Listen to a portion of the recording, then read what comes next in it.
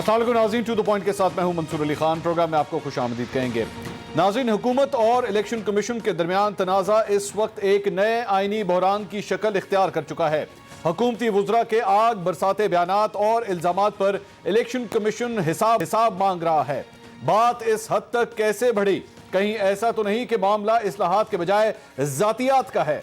कहीं ये तो नहीं कि मेरे कप्तान के खिलाफ जिसने भी फैसला दिया या मेरे कप्तान के फैसले की मुखालफत की, वो चाहे कोई भी हो, उसे फारिग कर दिया गया? वो जो कल तक हीरो था एकदम जीरो हो गया।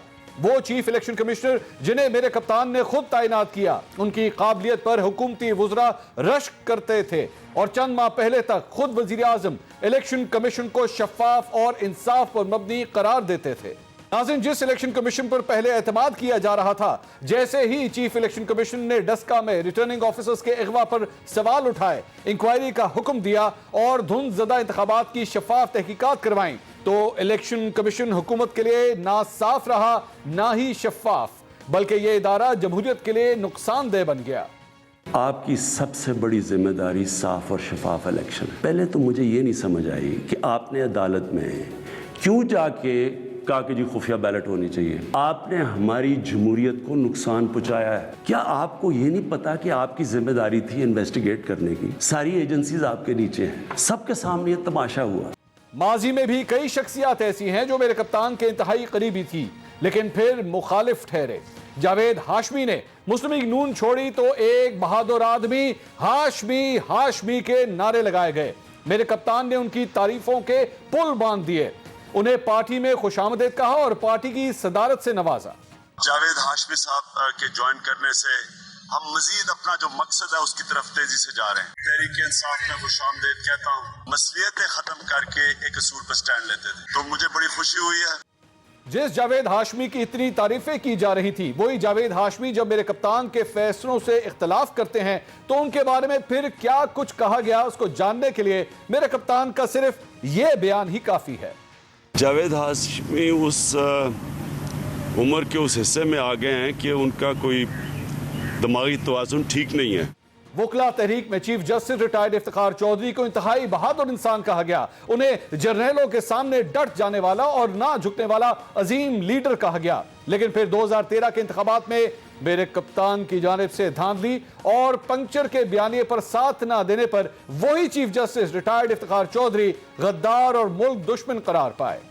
चौधरी इफ्तिखार को अदालत में खड़ा करके मैं बताऊंगा इस कौम से कि इसने कितना बड़ा जुर्म किया इस कौम की जमहूरियत से। ये साजिश हुई है पाकिस्तान की, इनके ऊपर आर्टिकल 6 लगना चाहिए। चौधरी इफ्तिखार ने जो गद्दारी की है इस मुल्क की डेमोक्रेसी से, सारी दुनिया कह रही है रिटर्निंग ऑफिसर्स ने धांधली की है, और वो अदालत में बुला के सुप्रीम कोर्ट में उनको खराज तहसीन पेश करता है कि तो आपने बड़ा जबरदस्त काम किया। नाज़रीन, 2013 के ही इलेक्शन में चीफ इलेक्शन कमिश्नर फखरुद्दीन जी इब्राहिम पर पहले भरपूर एतमाद का इजहार किया गया, उनकी शख्सियत को गैर मुतनाज़ा कहा गया, लेकिन फिर इलेक्शन के बाद उन्हें भी शदीद तनकीद का निशाना बनाया गया और उन्हें इंतहाई बुरी चॉइस कहा गया। ऐसा सिर्फ गैरों के साथ ही नहीं किया गया, बल्कि अपनों के साथ भी ऐसा ही कुछ हुआ। रिटायर्ड जस्टिस वजीउद्दीन, जिन्हें तहरीक इंसाफ के सफ़े अव्वल के रहनुमाओं में शामिल किया जाता था, मेरे कप्तान ने उन्हें इंट्रा पार्टी इलेक्शन में शिकायत के अजाले के लिए बनाए गए कमीशन का सरबराह बनाया। जब जस्टिस वजीउद्दीन ने पार्टी इलेक्शन में बड़े पैमाने पर धांधली की रिपोर्ट दी और पार्टी में कब्जा ग्रुप की निशानदेही की, सच और इंसाफ पर खड़े होने का उन्हें यह सिला दिया गया कि उन्हें ही पार्टी से निकाल दिया गया। हामिद खान भी तहरीक इंसाफ के बानी अराकीन में से एक हैं, जो मेरे कप्तान के इंतहाई अहम साथी समझे जाते थे। तहरीक इंसाफ के पहले इंट्रा पार्टी इलेक्शन में उन्हें चीफ इलेक्शन कमिश्नर बनाया गया, लेकिन जैसे ही उन्होंने मेरे कप्तान के फैसलों से इख्तलाफ किया तो उन्हें भी पार्टी छोड़ने का कह दिया गया। पार्टी में पहले इंट्रा पार्टी इलेक्शन कमीशन नाकाम होने के बाद दूसरे इंट्रा पार्टी इलेक्शन में तस्नीम नूरानी को चीफ इलेक्शन कमीशन मुकर्रर किया गया, लेकिन जो ही उन्होंने टिकटों की तकसीम में घपलों पर उंगली उठाई तो उनका अंजाम भी वही हुआ जो उनसे पहले ऐसा करने वालों का होता रहा था। पार्टी हो या कोई इदारा, जिसने भी मेरे कप्तान की बात की मुखालिफत की, फैसले से इख्तलाफ किया, इख्तलाफ राय करने वाला किसी सूरत भी काबिल कबूल नहीं रहा। क्या यह जमहूरी रवैया है? क्या इस रवैये की तब्दीली आ सकती है? और क्या ऐसे नया पाकिस्तान बन पाएगा? इन तमाम सवालों के जवाब ढूंढने की कोशिश करेंगे एक छोटे से ब्रेक के बाद। हमारे साथ रहिएगा।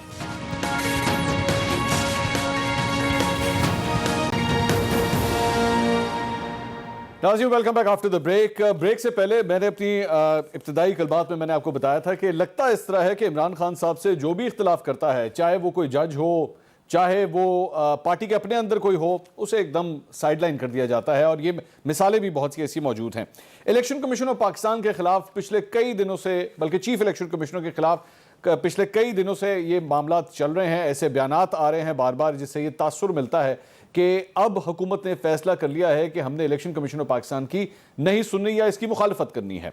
आज फारूक हबीब साहब भी इलेक्शन कमीशन में पेश हुए। उन्होंने पाकिस्तान पीपल्स पार्टी और नून लीग के खिलाफ जो ममनुआ फंडिंग का एक केस किया हुआ है, उस सिलसिले में वहां पे पेश हुए। जब बाहर आए तो एक दफा फिर इलेक्शन कमीशन ऑफ पाकिस्तान के बारे में उन्होंने क्या कहा, सुनिएगा जरा।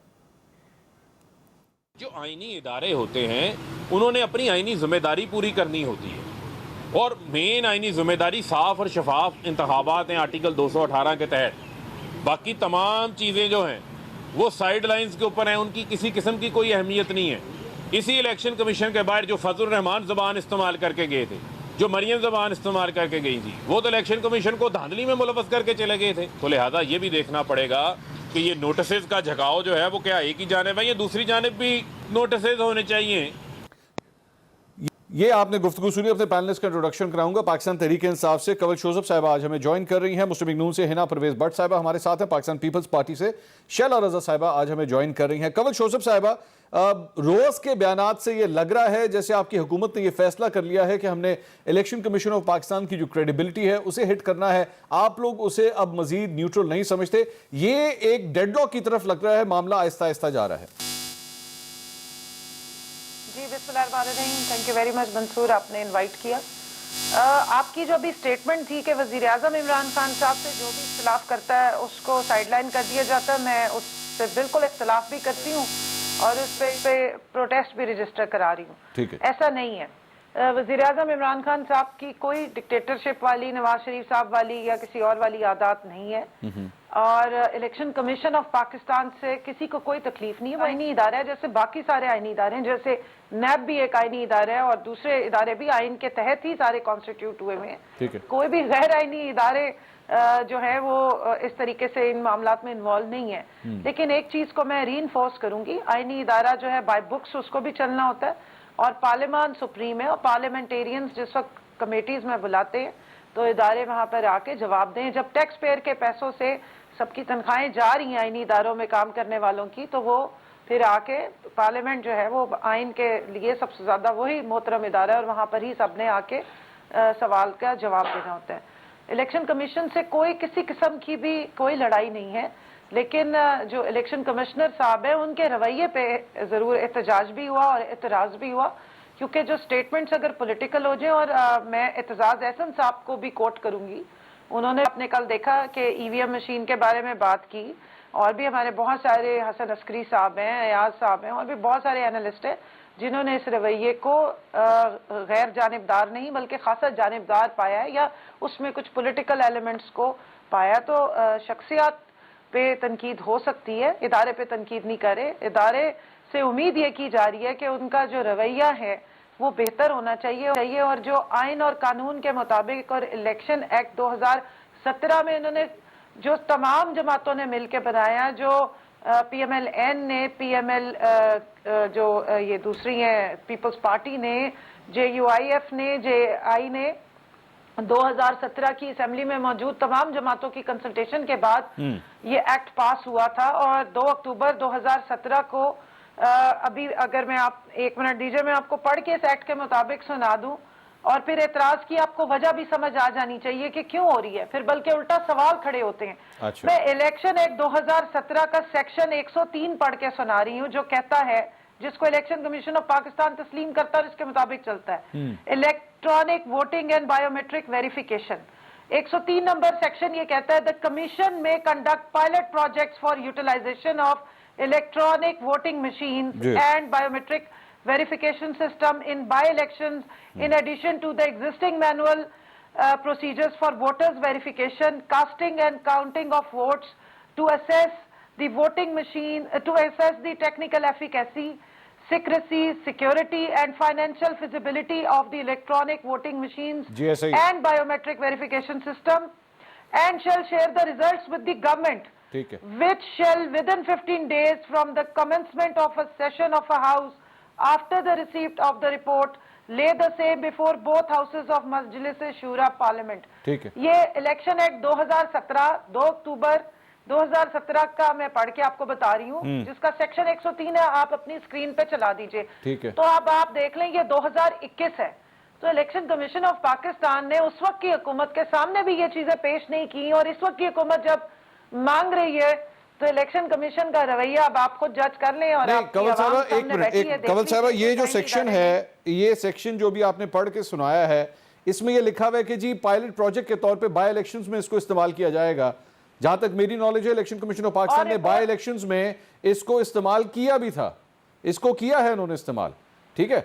और वहां पे जो एतराजात, जो 37 एतराजात आपके सामने रखे गए हैं, उसमें भी यही कहा गया है कि इसको बेशक आगे चल के आप जरूर इंप्लीमेंट करें, लेकिन पहले छोटे स्केल के ऊपर इसको चलने दें, हमें उसको एक्सपेरिमेंट करने दें, एक्सपीरियंस करने दें, अपने स्टाफ को ट्रेन करने दें, फिर इसको आहिस्ता आहिस्ता इसका सर्कल बढ़ाना शुरू कर दें। नहीं मंसूर, मुझे इजाजत दीजिए। इतना आहिस्ता भी नहीं होता कि 2017 से पायलट प्रोजेक्ट रन होने के बाद 2021 आ जाए और इतना ही आहिस्ता चले तो फिर हो गया, फिर तो कट ही जाएगा सफर। आप मुझे बताइए 2018 में कौन सी जमातें थी जिन्होंने इलेक्शन रिजेक्ट किया?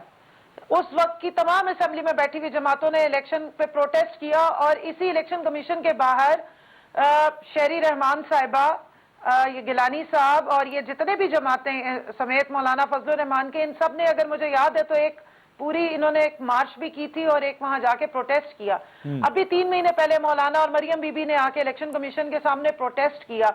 डस्का का इलेक्शन हुआ तो इलेक्शन कमीशन के खिलाफ पूरी कैंपेन चली। जब तक इलेक्शन कमिश्नर ने दूसरी दफा इलेक्शन डस्का में कराने की बात नहीं की और इनके हक में जब तक फैसला नहीं आया, तब तक तो इलेक्शन कमीशन बहुत बड़ा विलन था। बिल्कुल ठीक। तो मसला सारा ये है कि किसी भी जमात की ऑब्जर्वेशन हो, मामलात को एक्सेप्ट करना, रिजल्ट्स को साफ और शफाफ इलेक्शंस को बनाना, ये जिम्मेदारी इलेक्शन कमीशन ऑफ पाकिस्तान की है। ठीक है। ये उस टाइम की हुकूमत की जिम्मेदारी नहीं बनती है। वो हुकूमत ने तो उनको सिर्फ सपोर्ट किया, उनकी जो मशीनरी है वो देखी है। ठीक है। मैं तो इस मामले से फिर आगे क्यों नहीं चलते? एक सिर्फ जुमला सुन लीजिए। जी जी। अभी जो ये एतराजात 37 उठाए, अनफॉर्चुनेटली उसमें से 27 एतराजात तो इलेक्शन कमीशन ऑफ पाकिस्तान का इकरार है कि उनकी अपनी शॉर्टकमिंग्स और कैपेसिटी के सीरियस इश्यूज हैं। और ये मैं नहीं, ये तमाम जमातों के मेंबरान कहते रहे हैं जब इनकी मर्जी के इलेक्शंस नहीं होते।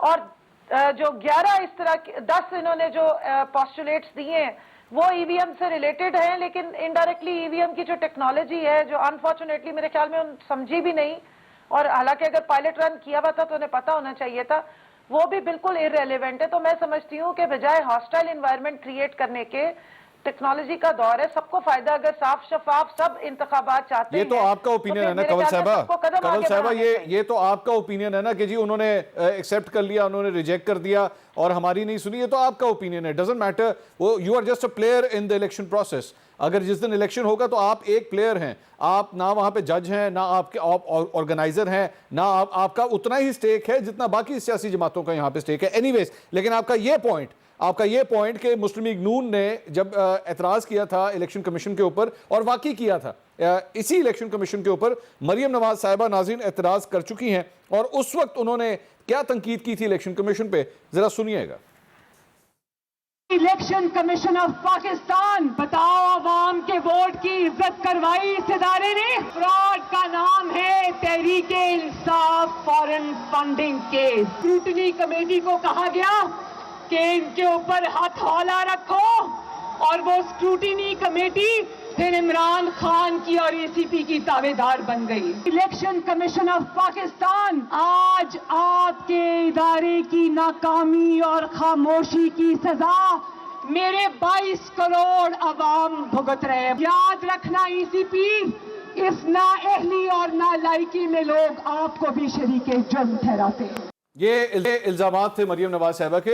हिना भट्ट साहिबा, ये आपकी लीडर जो हैं एतराज़ात कर रही थी। सो बेसिकली हुकूमत की जानिब से भी एतराज़ात, आप लोगों की जानिब से भी एतराज़ात। अब आप लोगों के ऊपर ये इल्ज़ाम है कि कंवल साहिबा भी फरमा रही थी, अब आप लोगों के दिल में हमदर्दी जाग गई है इलेक्शन कमीशन ऑफ पाकिस्तान की, क्योंकि वो पाकिस्तान तहरीक इंसाफ से इख्तिलाफ कर रहे हैं। देखिए, मरियम बीबी ने बिल्कुल इलेक्शन कमीशन की निशानदेही की at that point of time कि वोट को इज्जत दो का बयानिया इंपॉर्टेंट है। शायद हमारी निशानदेही करने के बाद इलेक्शन कमीशन ने अब रियलाइज़ किया और बड़ी इंडिपेंडेंट अपने डिसीजंस भी ले रहा है। कंटोनमेंट बोर्ड के elections much better. So I think ये तो पॉजिटिव चीज़ है। क्रिटिसिज्म करना इस पॉजिटिव चीज़, लेकिन आजम सवाती की तरह ये कहना कि इलेक्शन कमीशन के अदारे को आग लगा दो, हम नहीं वो बिलीव करते।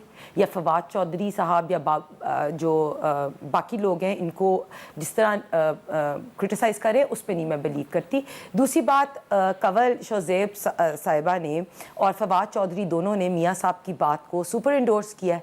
मियाँ साहब यही कहते थे कि अदारे और शख्सियात फ़र्क होती हैं, इंस्टीट्यूशंस एंड इंडिविजुअल्स। तो आज फवाद चौधरी साहब भी यही कह रहे हैं। अभी कंवल शोज़ेब साहिबा ने भी आपके प्रोग्राम में कहा कि अगर हम किसी इंस्टीट्यूशन पे या अदारे पे कोई बात करें तो शख्सियात फ़र्क होते हैं। तो आई थिंक ये तो सुपर इंडोर्स करती हैं हमारी बात। फवाद चौधरी ने भी किया और मियाँ साहब भी यही करते थे। तो इस चीज़ को हम करें। और ये इन्होंने एक बात की कि डिक्टेटर अभी आपने मीडिया के बिल में देख लिया कि डिक्टेटर कौन एक्ट कर रहा है, फैशिस्ट कौन एक्ट कर रहा है। अभी आपने मिनट्स ऑफ मीटिंग भी शेयर करेंगे उसकी, तो उसमें भी आपको पता चल जाएगा कि मीडिया का गला घोंटना जो है वो कौन स्टार्ट नहीं, वो तो कंवल शोज़ेब साहब आज मीटिंग के अंदर भी थी, मैं अभी उसके ऊपर भी आऊंगा। तो जब भी कोई अदारा, अगर कोई भी अदारा, देखिए हमारे लिए वोट को इज्जत दो बहुत इंपॉर्टेंट है। कॉन्स्टिट्यूशन में जो भी लिखा है, कॉन्स्टिट्यूशन में लिखा है कि हर अदारा, देखें आप वोट को इज्जत दो की बात करती हैं, इलेक्ट्रॉनिक वोट को इज्जत दो अगर आप इस तरह कर लें इसको, तो फिर देखिए अगर सब स्टेक होल्डर्स इलेक्ट्रॉनिक मशीन पे मानते हैं और इलेक्शन कमीशन भी कहता है कि चीजें सही हैं, तो व्हाई नॉट ये कंसेंसस बिल्ड करें। आप मुझे बताएं कि इन्होंने कंसेंसस बिल्ड किया है किसी भी चीज़ में? मीडिया का लॉ लाने के लिए कंसेंसस बिल्ड किया है इन्होंने, ईवीएम मशीन का कंसेंसस बिल्ड किया। ये क्या करते हैं, तो आरिफ अलवी साहब को बुलाते हैं और कहते हैं ऑर्डिनेंस पास करें। उन्होंने एक मैंने आपके दरमियान में बात नहीं बोली, प्लीज दरमियान में नहीं करें। मंसूर मुझे एक मिनट दीजिएगा, मैं आपको मिलेगा टाइम, मेरे टाइम में ना बोलिए। एक मिनट जी, एक मिनट मैं ये कह रहा हूँ मैं सिर्फ इतना पूछ रही हूँ कि 2017 का एक्ट बनाया था तो ईवीएम का जिक्र आप अपने टाइम में पूछना, कंवल मेरे टाइम में नहीं पूछे। तो लिखा है ईवीएम में, आप अपने टाइम में बात करना। आप मुझे इजाजत दीजिए। आपने ईवीएम पे कंसेंसस डेवलप करके ईवीएम को इंडोर्स, आरटीएस की बात की, आरटीएस किसने बैठाया, किसने 4-4 घंटे के लिए रिजल्ट्स जो है वो रोके, डस्का की बात करिए, पोलिंग ऑफिसर्स, प्रिजाइडिंग ऑफिसर्स को किसने गायब किया? ठीक है, इलेक्शन हम बिल्कुल कहते हैं इलेक्ट्रॉनिक वोटिंग आए, लेकिन जो सारे क्वेश्चंस रेज होते हैं कि आप देखिए अगर सारे, आपको नहीं पता किसने किया, अगर सारे, देखिए जिम्मेदारी किसकी है? इलेक्शन कमीशन ऑफ पाकिस्तान का फेलियर है। सिक्योरिटी आपकी है, अमला है, सिक्योरिटी आपकी है। 20 बंदे गायब हो गए, सिक्योरिटी आपकी है कि आप सिस्टम बेहतर करें। कंवल साहब सिक्योरिटी आपकी है, पंजाब हुकूमत ने सिक्योरिटी देनी है। आपने ये ईवीएम देखें मंसूर, एक क्वेश्चन, अगर सारी पार्टीज डिसाइड करें, डेवलप करके, मैं आपकी कंवल साहब बाकी सारे आर्गुमेंट्स मान सकता हूं, लेकिन इफ यू आर सेइंग कि आपको ये भी नहीं पता कि 20 बंदे किस तरह गायब हो गए, वो आपकी उसमें इलेक्शन कमीशन की जिम्मेदारी नहीं है। सिक्योरिटी अरेंजमेंट्स आपकी जिम्मेदारी थी। डस्का के इलेक्शंस के अंदर 20 वहां पे प्रिजाइडिंग ऑफिसर्स गायब हुए फॉर गॉड से। आप कह रहे हैं कि जी हमें नहीं पता किसकी जिम्मेदारी थी। आज तक उनका पता लगा गए किधर, तो वो आपसे पूछना है ना, ये तो आप हुकूमत आपकी है ना, हुकूमत आपकी कंवल साहब। मुझे सिर्फ इनसे ये पूछना है, मुझे अपनी कोलीग से पूछना है और आपके तवसत से पूछना है कि अगर ईवीएम मशीन की टेस्ट रनिंग या पायलट रनिंग की बात हुई थी तो कंसेंसस डेवलप बाय इलेक्शंस में क्यों नहीं इन्होंने EVM machine, that's a valid argument, that's a valid argument Kanwal साहब, मैं उस पे आपकी बात सुन सकता हूं, लेकिन प्लीज ये मुझे मत कहें कि जी 20 प्रिजाइडिंग ऑफिसर्स गायब हो गए, उनको किसने गायब किया सानू नहीं पता। मंसूर, अगर सारी पार्टीज ये डिसाइड कर लेना कि हमने फ्री एंड फेयर इलेक्शंस की तरफ जाना है, तो विद और without electronic machines we can have free and fair election. 1970 में आपको पता है कि इमरान खान साहब खुद ही कहते थे इससे सबसे फेयरेस्ट इलेक्शन है। पहली, अगर प्री पोल रिगिंग ना हो, अगर पोस्ट पोल रिगिंग ना हो, अगर इनकी पार्टी ये डिसाइड कर ले कि हमने आरटीएस नहीं बिठाना, प्रिजाइडिंग ऑफिसर्स को गायब नहीं करना, तो फ्री एंड फेयर इलेक्शन। और लास्ट चीज, अगर जो सारे इदारे ये डिसाइड कर ले कि हम कॉन्स्टिट्यूशन में रह के अपने हद को पार नहीं करेंगे तो फ्री एंड फेयर इलेक्शन हो सकता है। शैला रजा साहिबा, मैं चूंकि आप काफी सीनियर हैं, मुझे ये बताइए, ये तो फिर हर जगह से बेचारा इलेक्शन कमीशन जो है ना, बीच में लग रहा है पंचिंग बैग बना हुआ है। हुकूमत की मर्जी होती है, वो एक सुन मार देता है, ऑपोजिशन की मर्जी होती है, वो एक मुक्का मार देते हैं। ये तो ना इंसाफी है ना, मतलब इनके अगर वो किसी की बात, न्यूट्रल होने का मतलब तो यही है, जो सही होगा वो उसके साथ खड़ा होगा। लेकिन यहां पे सूरत हाल ये है, एक जगह मरियम नवाज खड़े होकर तड़ियां लगा देती है इलेक्शन कमीशन को, दूसरी जगह आजम स्वाति साहब कहते हैं जी ऐसे इदारे को आग लगा देना चाहिए। ये इलेक्शन किस तरह होंगे इस मुल्क के अंदर? अच्छा, पहली बात तो जो मैं दोनों की बातें सुन रही थी, देखिए इलेक्शन कमीशन ने बिल्कुल ये नहीं कहा कि वो न्यू टेक्नोलॉजी जो है वो उसको अडॉप्ट करना नहीं चाहते। उन्होंने कुछ ऑब्जेक्शंस दिए हैं, उन ऑब्जेक्शंस को अगर बकौल इनके कि 30 उसमें से वो एक्सेप्ट कर चुके हैं, अगर 0.5% भी उनको कोई ऑब्जेक्शन है तो आपका काम है कि उस ऑब्जेक्शन को दूर करें। और आप खुद सोचें कि अभी हमारी FBR की वेबसाइट हैक हुई तो कल मैंने सुना कि अभी तक प्रोफेशनल्स जो है ना वो आप जो है वो हायर नहीं कर सके कि वो इस चीज नहीं, को, उन्होंने कहा थोड़ी सी हैक चीजों हुई है, को थोड़ी सी, किस तरह संभालें। थोड़ी सी हैक हुई ठीक है, लेकिन थोड़ी लोग, हाँ, लेकिन अभी तक आप हायर नहीं कर सके। इसका मतलब है कि टेक्नोलॉजी अभी हमारे यहाँ है प्रॉब्लम। फिर जो वक्त रह गया है उसमें ग्राउंड लेवल तक भी लोगों को एक ट्रेनिंग और एक तरीक़ेकार देना होगा। अगर उनको आधा भी ऑब्जेक्शन है तो जितनी मैंने एतजाज एहसन साहब की बात सुनी, उन्होंने तो ये कहा कि इलेक्शन कमीशन को चाहिए कि ज्यादा से ज्यादा ऑब्जेक्शन करे और अगर कम भी उसके ऑब्जेक्शन है तो वो बढ़ाए और हुकूमत का काम है उन्हें रिजॉल्व करे। तो यहाँ पे कोई इसके खिलाफ नहीं है। और आप खुद देखिए, इलेक्शन कमीशन के बजाय आप हुकूमत से कहती थी 4 हल्के खोलने थे इलेक्शन कमीशन को। आप कहती थी कि इमरान साहब कहते थे कि अयाज सादिक स्टे के पीछे छुप रहा है, लेकिन अब वो अपने हल्के नहीं खोलने देते।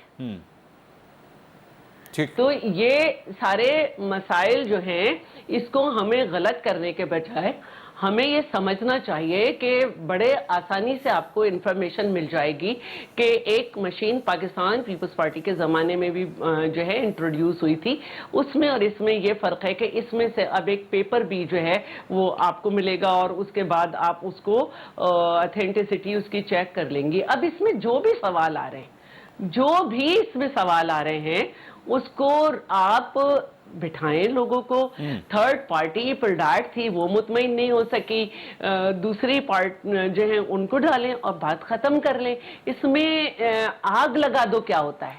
इसमें सामने वाला जाहिल कैसे हो जाता है? अगर मैं जाहिल भी हूं,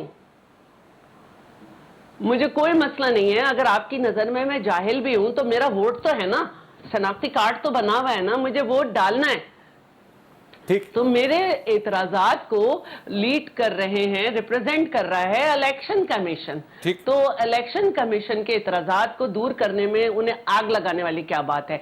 वो फ्रॉड ये कैसे हुए, उनके ऊपर इल्जामात कैसे आए, ये हमें बात करनी चाहिए। हम भी बहुत सारी सीट्स के हिसाब से कह सकते हैं कि अभी तक जो है वो चाहे फहमीदा मिर्जा का हल्का हो, चाहे अब्दुल हकीम बलोच वाला हो, फैसल सोले हयात, तो बहुत सारे ऐसे हल्के हैं जिसको हमें अभी तक चैलेंज किए थे, वो रिजल्ट नहीं मिले। इसी तरह जो पुराने इलेक्शन थे नून लीग की गवर्नमेंट में, उसमें गांछे का रिजल्ट जो है जिसमें 35 या 36 वोट का सवाल था, जीबी इलेक्शन से 6 महीने पहले हमें बताया गया कि आपका नुमाइंदा जीत गया। अब वो 36 वोट कितनी दफा 4.5 साल में गिने गए। तो ये सारी बातें, या लियारी में एक आखिरी बात, लियारी में चेयरमैन बिलावल के वोट 6 दिन तक गिनते रहे, बाग में कश्मीर में चौधरी कमर जमान के हल्के में वोट गिनते रहे। तो एतराजात हमें भी हैं, आग नहीं लगाई जाती, जाहिल नहीं कहा जाता, फ्रॉड नहीं कहा जाता, तमीज से बात की जाती है, तमीज के कल्चर को परवान चढ़ाएं। मैं इस पे खास तौर पे जो आखिरी जुमला है कंवल शोजब साहबा को जरूर मौका दूंगा कि इसका जवाब वो दें, ये जो तमीज़ वाली बात की है। एक छोटे से ब्रेक के बाद हमारे साथ रहिए।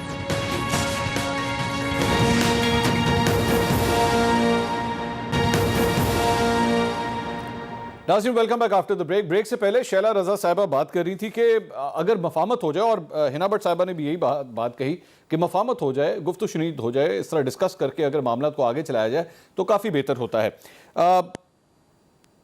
जो नॉमिनेशन थी सिकंदर सुल्तान राजा साहब की, जब उनको चीफ इलेक्शन कमिश्नर बनाया जा रहा था, ये एक पेपर मेरे पास है, मैं आपको स्क्रीन के ऊपर भी दिखाता हूँ, ज़रा ये देखिएगा। ये पेपर 15 जनवरी 2020, और ये 3rd नंबर पे जो नाम है जो अपॉइंट करने के लिए शहबाज शरीफ साहब को, ऑपोजिशन लीडर को जो भेजा गया, वो सिकंदर सुल्तान राजा का इमरान खान साहब के सिग्नेचर के साथ है। ये नाम इन्होंने ही रिकमेंड किया था कि इनको चीफ इलेक्शन कमिश्नर जो है वो बनाया जाना चाहिए। तो कंवल साहबा, अगर ऐसी ही बात है कि आप लोगों ने ये सजेस्ट किया, तो जिसको खुद सजेस्ट किया है वाकई अगर उसके बारे में ऐड करें, परवेज खटक साहब के जेब से जो पर्ची निकली थी, उन्होंने भी यही कहा था कि सिकंदर सुल्तान को हम चूज करते हैं। ये भी पूछ लेना। कंवल साहबा, ये वैसे फिर एडवाइस ठीक नहीं है? अगर प्यार मोहब्बत से बात कर ली जाए तो शायद मामला आराम से हल हो जाए। अच्छा देखिए मंसूर, बहुत सारी बातें हिना ने भी कही, तो मैं और शैला साहिबा ने, मैं जरा क्विकली रिस्पॉन्ड करती हूँ।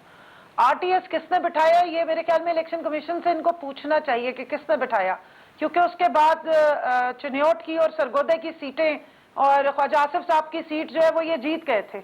10 सीटें कम से कम नून लीग को एक्स्ट्रा मिल गई थी। तो सवाल हमारा भी है कि आरटीएस किसने बिठाया, और आरटीएस का टेस्ट रन हुआ था जब इलेक्शन एक्ट बना, उसके बाद आरटीएस एग्री करके उसका टेस्ट रन हुआ था, तो उसकी जिम्मेदारी तो उस वक्त के इलेक्शन कमिश्नर को लेनी चाहिए थी ना, जो इनकी नॉमिनेशन थी सरदार रजा साहब। तो क्या कहे कि वो इनके लगाए हुए बंदे थे। नैब के अभी के जो आपके चेयरमैन है, उनका नाम तो खुर्शीद शाह साहब और शाहिद खाकान अब्बासी साहब ने सजेस्ट किया था, फिर उनके ऊपर क्यों इल्जामात लगाते हैं। तो बात सारी रवैयों की हो रही है, और हमने बिल्कुल भी ये नहीं कहा कि उनकी अपॉइंटमेंट ही गलत हुई है या उनकी अपॉइंटमेंट नहीं होनी चाहिए। बात उनके रवैये पे की जा रही है कि उनका रवैया ठीक होना चाहिए। जहां तक शैला साहिबा ने बात की, अच्छा एक मिनट यहाँ पे सवाल, यहाँ पे एक सवाल, एक सिर्फ नहीं, यहाँ पे एक सवाल बनता है। आप कंटिन्यू करिए, आप कंटिन्यू कीजिएगा, मैं सिर्फ एक सवाल यहाँ पे पूछते हैं। आपने कहा बात उनके रवैये की बनती है, चीफ इलेक्शन कमिश्नर के रवैये में क्या प्रॉब्लम नजर आई आपको? मैं बताने लगी हूँ ना जी, मुझे सिर्फ 1 मिनट दीजिए जी। जो इलेक्शन की इन्होंने कहा रिजर्वेशंस इलेक्शन कमीशन उठा रहा है, तो उनका हक बनता है, ठीक है, बड़ी अच्छी बात है। लेकिन मैंने आपको प्रोग्राम के शुरू में 103 नंबर सेक्शन 103 सुनाया, जिसमें ईवीएम के टेस्ट रन की बात हुई। 2017 में ये इन्होंने एक्ट पास किया। 2017 से लेके अब तक क्या इलेक्शन कमीशन ऑफ पाकिस्तान की ये 37 जो नकात थे, ये साइंस एंड टेक्नोलॉजी की मिनिस्ट्री को रिसीव नहीं होने चाहिए थे, इस पे उन्हें काम नहीं करना चाहिए था, इस पे आगे नहीं बढ़ना चाहिए था, इस इशू को रिजॉल्व क्या नहीं करना चाहिए था। वाई नाउ, अब क्यों एकदम से इतने इश्यूज उठाने शुरू कर दिए, जब आपने पहले कंसेंसस सारी पार्टीज के साथ डेवलप करके ये एक्ट जो है मंजूर किया। दूसरा, मैं सिर्फ इनको इतना बता दूं कि ऑब्जेक्शंस को बिल्कुल एड्रेस किया जाता है, लेकिन जब इदारे काम करते हैं ना, तो वो अखबारों में 37 निकात नहीं छपवाते हैं, वो एक लेटर ऑफिशियल लिख के तो मिनिस्ट्री को भेजते हैं और अपने इश्यूज बताते हैं कि इसको ऐसे करना है। उसका तरीक़ेकार है, आप हुकूमत में मौजूद है, आपको मालूम होगा कि हुकूमत में इदारे आपस में जब डिलिब्रेशंस करते हैं तो वो किस तरीके से करते हैं। मीडिया का इस्तेमाल अखबार में, 1 मिनट कंवल साहबा, ये जो अखबार में छापने, मेरी बात सुन लीजिएगा। अखबार में आपने कहा कि अखबार में नहीं, एक आप जो स्टेटमेंट देती मुझे सवाल तो यहाँ करने देना। मंसूर, अब आपके सवाल की तरफ आ रही हूँ ना, जवाब इतना टाइम, अच्छा चले आप दीजिए जवाब, आप दीजिए जवाब। अखबार में छापना और सरकार ने जो तरीका बताया है, तरीके से उस मुतलका इदारे तक ना भेजना, फिर हंगामी इजलास बुला लेना और इजलास में जो एहतजाज होना उसकी भी प्रेस रिलीज।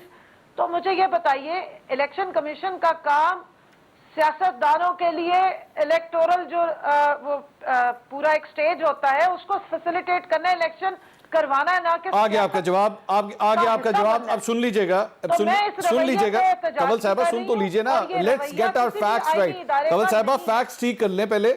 मुझे ये बताइए, जो 37 इल्जाम आप कह रही हैं कि जो उन्होंने खदशात कहे, जो इलेक्शन कमीशन ऑफ पाकिस्तान ने कहे, क्या वो 37 खदशात किसी प्रेस रिलीज से जारी हुए थे, या वो 37 खदशात एक्चुअली जिस दिन आप लोग अखबार में छपे थे? ये जी सुन लीजिए ना, मैं वो इसी में आपको बताता हूँ ना वो किस तरह छपे थे। वो इस तरह छपे थे कि अली मोहम्मद खान साहब, शिवली फराज साहब उस इलेक्ट्रॉनिक वोटिंग मशीन की प्रेजेंटेशन देने के लिए इलेक्शन कमीशन ऑफ पाकिस्तान में गए हुए थे और वहां पे जर्नलिस्ट मौजूद थे और उनके सामने ये बात हुई, जिसके ऊपर अली मोहम्मद खान साहब ने ये कहा कि ये जो 37 आपने खदशात अपने बयान किए हैं, ये तो हमारे खिलाफ एक FIR है, इस इलेक्ट्रॉनिक वोटिंग मशीन के खिलाफ एक FIR है। इस तरह जर्नलिस्ट को पता लगा कि 37 एतराजात किए गए हैं इलेक्शन कमीशन ऑफ पाकिस्तान की जानिब से, वरना मीडिया को प्रेस के जरिए कभी भी इलेक्ट्रॉनिक वोटिंग मशीन के खिलाफ किसी किस्म के कोई 37 एतराजात बाय प्रेस रिलीज कभी भी जारी नहीं किए गए। और जहां तक आपने दूसरी आपने बात की कि जी इन्होंने प्रेस रिलीज जारी की कि जी हंगामी इजलास बुला लिया गया है। आप मुझे बताइए और अब ईमान से बताइएगा, पाकिस्तान के किसी और इदारे के बारे में, और कोई भी इदारा हो, कोई भी, आई चैलेंज यू, आप उसके बारे में कहें कि जी ऐसे इदारे को आग लगा देनी चाहिए, वो इदारा आगे से एक प्रेस रिलीज भी जारी ना करे, एक हंगामी इजलास भी ना बुलाए? क्या ये हो सकता है? इसका जवाब मैं आपसे लेता हूं एक ब्रेक के। नाज़रीन हमारे साथ रहिएगा।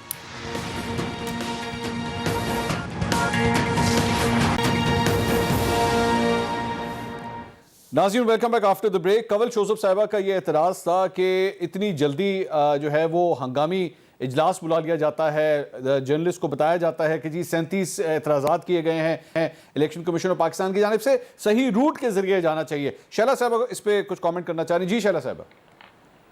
आपने मंसूर मुझे तो बोलने नहीं दिया, मेरा एनालिसिस आपने खुद ही कर दिया है। मुझे अपनी बात क्लियर बताना। मैंने तो आपका जो आपने कहा मैंने वो इतना कह रही हूँ कि इलेक्शन कमीशन का रवैया, जी इलेक्शन कमीशन का रवैया न्यूट्रल होना चाहिए। ओके। और गवर्नमेंट टू गवर्नमेंट या गवर्नमेंट के जिस इदारे से उसने डील करना है वो डायरेक्ट डील करे, बजाय इसके कि पब्लिक में ये इंप्रेशन आए कि कोई पॉलिटिक्स हो रही है। ओके, सिंपल सी बात है। और एक चीज शैला रजा साहिबा के पास जाने से पहले, और अगर 37 ने कहा तो उन्होंने दूसरे तरह भेजे हैं तो आई स्टैंड करेक्टेड।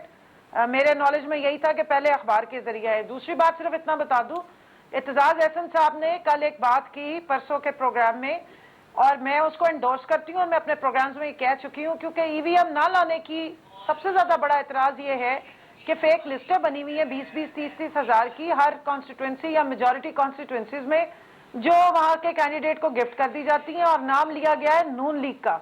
तो मैं चाहूंगी कि उस पर भी ये जरा थोड़ा सा कमेंट कर दें। और ये इत्तेजाज एहसन साहब एक बहुत सीजन्ड और सबसे पुराने पॉलिटिशियन है, और बहुत सारे अदवार देखे, और आपकी पार्टी को इत्तेजाज एहसन साहब वैसी बहुत पसंद है। उन्होंने ये भी कहा जी, ये उन्होंने कहा हमें वो बंदा पसंद है जो सही बात करे, चाहे वो नवाज शरीफ साहब भी करेंगे तो हमें वो अच्छे लगने लग पड़ेंगे। सिर्फ इतनी बात मैं आपको कह दूं कि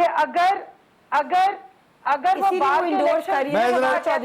कंवल साहब आपकी बात आगे, टाइम कम है, चीजों को वो यूज करते हैं, इसमें पेपर भी यूज होता है, इसमें टेक्नोलॉजी भी हुकूमत में उन्होंने मुझे टाइम जरा कम है जी, मुझे आगे भी जाने दीजिए। जरा ना दिल बड़ा करने की इन्होंने काला शैला साहब जो एतराजात हैं उन्होंने कहा पब्लिक प्लेटफॉर्म पे नहीं जाना चाहिए। करें हिना, आपको पता है नहीं कि वो क्या है, आप ऐसे ही उस पर बात कर रही है, फिर टाइम नहीं है बात करने का। आपने सारा टाइम ले लिया, ऑपोजिशन को भी टाइम दे देते हैं बात करने का। कानून उस वक्त होता है जब कोई कानून बनता है। आपको पता है ड्राफ्ट लॉ, सेक्रेटरी इंफॉर्मेशन कह रहा है कि ड्राफ्ट लॉ पे काम हो रहा है। परवेज जो फवाद चौधरी साहब कह रहे हैं कि ड्राफ्ट लॉ एग्जिस्ट ही नहीं करता। मैं ये कहना चाह रही थी, आपने मिनट्स ऑफ द मीटिंग देखी है, आपने मिनट ऑफ द मीटिंग देखी है, फिर बात करना। बात कर ले शैला साहब, मरियम बीबी से, नफीसा शाह से कंसल्ट करके मैं ये कहना चाह रही थी, मिनट्स ऑफ द मीटिंग देखी है, आप ये कहना चाह रही शैला साहब की बारी है जी। शैला साहब, मैं उस मीटिंग की मेंबर हूँ, कमाल हो गई आपको, कमाल हो गई। मीटिंग में ड्राफ्ट बिल एग्जिस्ट करता है कि नहीं करता? फवाद चौधरी कहता है कि ड्राफ्ट बिल एग्जिस्ट ही नहीं करता। मैं और सेक्रेटरी ऑफ इंफॉर्मेशन कह रही है कि ड्राफ्ट शैला साहब की बारी है, दोनों से रिक्वेस्ट है, शैला साहब की बारी। इनको क्या डायग्राम नहीं, बात वही है कि प्रोग्राम का भी एक डेकोरम होता है जी। शैला साहब हम सब अपने अपने दलाइल दे रहे हैं। देखिए, जो मैंने इलेक्शन कमीशन के 37 एतराजात पढ़े हैं, उसमें एक उन्होंने ये बात भी कही है कि ईवीएम पर मौसम का भी असर होता है। मुख्तलिफ इलाकों में जब इसको पायलट किया गया तो कुछ इलाकों में मौसम की वजह से 2 बजे के बाद ये बंद हो गई। देखिए, मैं इलेक्शन कमीशन की बात कर रही हूँ, दरमियान में ना बोले तो बहुत बेहतर होगा। ये उनकी तरफ से एक एतराज है जो मैंने पढ़ा। तो अगर हम ये सारी बातें पढ़ रहे हैं कि ये एतराज आया है तो हमें ये चीज है। और दूसरी बात जो है मैं ये कहना चाह रही हूँ, ये मेरा एतराज नहीं है, ये मैंने इलेक्शन कमीशन के 37 एतराजात में पढ़ा है। दूसरी बात जो है जो हिना साहिबा कर रही हैं, देखिए वो ये है कि ministry of information and broadcasting title concept paper है for establishment of Pakistan media development authority. इसकी डेट है मई 19, 2021 और ये ऑर्डिनेंस है 2021 का 7 मई 2021। शैला साहिबा, वो फवाद साहब कहते हैं ये फेक है, वो कह रहे हैं ये फेक है, ये असली नहीं है, ये उन्होंने कहा है। ये मिनिस्ट्री ऑफ इंफॉर्मेशन ब्रॉडकास्टिंग का तरफ से ये पूरा निकला हुआ है। चले अब मैं हिना साहिबा जी, अब जरा हिना साहिबा की बात। चौधरी कहता है कि हर चीज गलत है, हर चीज गलत है। इंफॉर्मेशन कहती है कि ड्राफ्ट रिव्यू हो रहा है, क्या कंफ्यूजन है ये फर्स्ट ऑफ ऑल ये क्लियर करें। सेकंड, आज जो बात हुई ये फेक न्यूज की बात करनी, ये लीगल डेफिनेशन दें कि फेक न्यूज क्या है। फिर इन लोगों ने जो 7 departments of ministry of information के अंडर आते हैं, print, electronic, digital, social media, उस सबको इकट्ठे क्लम्प करने का सोचा है। इसके बाद आप बताएं कि इसकी इंप्लीमेंटेशन कैसे होगी, बजट कैसे होगी। फिर जो आपकी मीडिया ऑर्गेनाइजेशंस है, मीडिया ऑर्गेनाइजेशंस है, ये APNA, CPNA, PF, अब ये देखिए ये हुकूमत में प्रोग्राम में सबसे ज्यादा कवर है, लेकिन मुतमईन नहीं कर पा रहे हैं। सिर्फ काम है इल्जाम लगाना और क्रॉस टॉक करना, ये डेकोरेट क्यों नहीं सीखती? कंवल हर शो पे जाके यही करती है। इनको लगता है कि चीखना जो होता है, चलाना जो होता है, उससे ये टाइम लेंगी। आप गलत स्टेटमेंट्स दे रही हैं। वो आपकी ना वो फैक्ट्स कह रही हैं, मेरी फैक्ट्स बिल्कुल ठीक है। मैं एग्जैक्टली आपको बता रही हूँ कि जो मीडिया ऑर्गेनाइजेशंस है सारी, उन्होंने कहा है कि आपको बता रही आप केवल अपनी टाइम में फैक्ट्स करेक्ट कर लेना, मेरे टाइम में फैक्ट्स करेक्ट ना करें। अपने टाइम में फैक्ट्स करेक्ट करें। जरूरी नहीं है कि अपने टाइम में मुतमईन कर दे लोगों को। आप अपने टाइम में फैक्ट्स करेक्ट करें, मेरे टाइम में फैक्ट्स करेक्ट ना करें। पहली चीज है कि जो मीडिया ऑर्गेनाइजेशंस है, ये इनका डेकोरेम है, ये हुकूमत का डेकोरेम है। ये आप कहते हैं कि कंसेंसस डेवलप करें, ये कंसेंसस डेवलप कर सकते हैं। नाज़रीन, ये तो किसी का पॉइंट ऑफ व्यू भी नहीं। शैला रज़ा साहिबा, हिना परवेज़ भट्ट साहिबा और कंवल साहिबा, ये जो गुफ्तगू आपने आज इस शो के अंदर देखी है, यकीन करें कि जाते जाते मैं आपको ये बता दूं कि मुझे अपना आप इलेक्शन कमीशन ऑफ पाकिस्तान लग रहा है। अगले हफ्ते दोबारा मुलाकात होगी। अल्लाह हाफिज़।